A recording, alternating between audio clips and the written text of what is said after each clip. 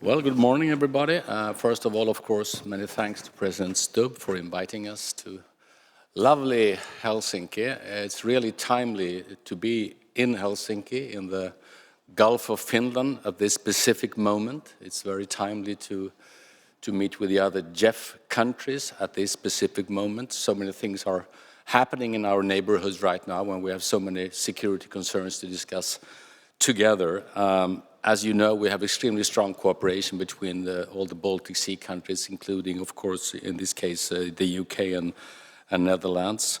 We are putting a lot of emphasis on taking care of the shadow fleet, according to international law, of course, but as you have seen, it gives a lot of room for us to act when they act in a very careless way, as you could see in Sweden the last week. And we will, of course, discuss also the consequences for Ukraine in this very specific and formative moment. So that's why we are happy to be here. Kristersson, Gripen for Ukraine. What is the situation in that matter? Yeah. Will Sweden deploy Gripen fighters for Ukraine in the future?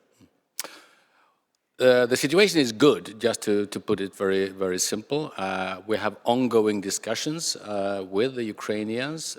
The ambition is to be able to have a more formalized letter of intent this summer, but everything, as you know, is depending on the financial situation. Everybody agrees that one of the most important things to do for Ukraine is actually make available money for them to create a long-term defense, including air defense. So it very much depends on the financial solutions, but we are working on that right now. We and the UK, to be honest. How do you see the security situation of the Baltic Sea? We just see the spillover effect of Ukraine war. Yeah. We're seeing drone attacks in the Russian area, very close to the Finnish area and Baltic Sea. Well, fundamentally, I would say, I normally tell my fellow Swedes that the Baltic Sea has probably never in modern times been more challenged than it is today. Underwater cable being destroyed, bad seamanship being shown very often, and all other things happening in the Baltic Sea. On the other hand, the Baltic Sea has probably never been as protected as it is right now, surrounded by NATO countries, cooperating in a way we have never been able to do before. So in that sense, it's safer than before. But of course, what Russia is doing is very concerning.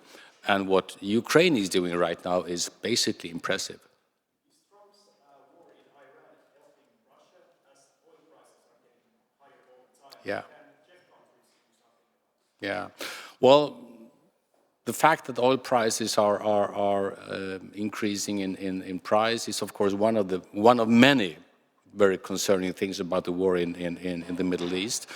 And the only beneficiary of that is obviously Russia right now. On the other hand, their capacity is obviously being decreased as well in terms of vessels not being able to end their destinations or facilities being destroyed that actually really decreases the capacity for them to export oil. So it goes both ways right now.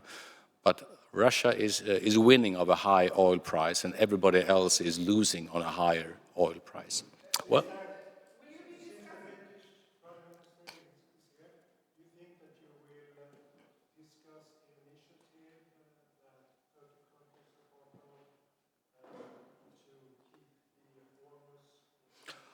it's not, I wouldn't exclude that. Yeah, I see your point. Yeah, I don't know yet, obviously. I think we will focus on the neighborhoods that we all share, but obviously what happens in other parts of the world also affects us, so I don't at all exclude that possibility.